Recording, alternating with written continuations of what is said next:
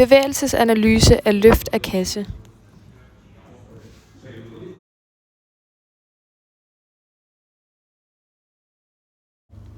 Når man løfter en kasse, er der en kontrolleret bevægelse i både knæleddet og hofteleddet, som kan opdeles i 2 faser. Fase 1, hvor man sænker sig ned i en squat-position for at gribe kassen, og fase 2, hvor man rejser sig op igen med kassen i hænderne.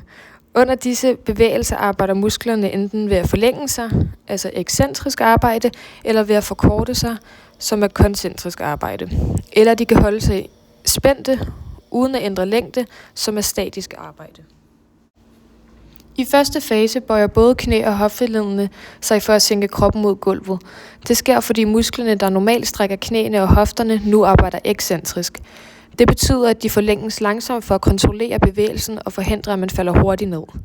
I knæleddet er det den firehovedede knæstrækker, der arbejder excentrisk. Musklen forlænges gradvist for at bremse bøjningen af knæet, mens kroppen sænkes ned. Uden den firehovedede knæstrækkers excentriske arbejde ville knæene bøje sig for hurtigt, og personen vil miste balancen. I hofteleddet sker der en kontrolleret fleksion, hvor vinklen mellem lår og overkrop bliver mindre. Her arbejder den store sædemuskel og hasemusklerne excentrisk for at bremse hoftebøjningen og sikre en stabil bevægelse.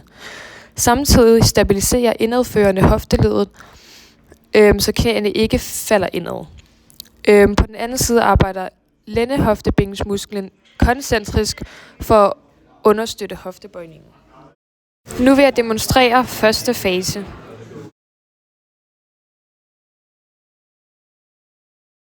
I den anden fase rettes kroppen op igen, og man løfter sig fra squat-positionen.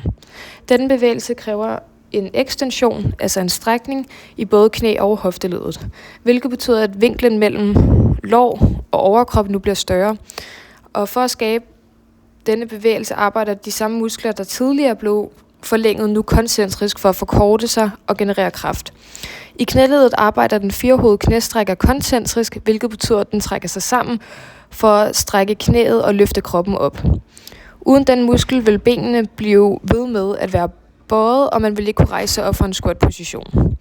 I hofteleddet arbejder sædemusklen koncentrisk for at strække hoften og hjælpe kroppen med at komme op i den oprejste stilling.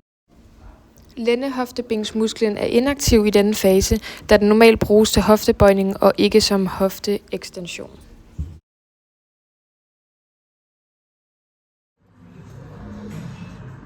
Nu vil jeg demonstrere anden fase.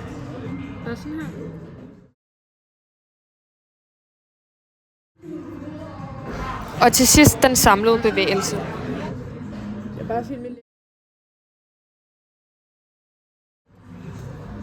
Så sammenhængen mellem muskelarbejde og bevægelse, når man løfter en kasse, er det tydeligt at se, at musklerne arbejder på forskellige måder, afhængig af, om man sænker sig ned i squat, altså i fase 1, eller om man rejser sig op i fase 2.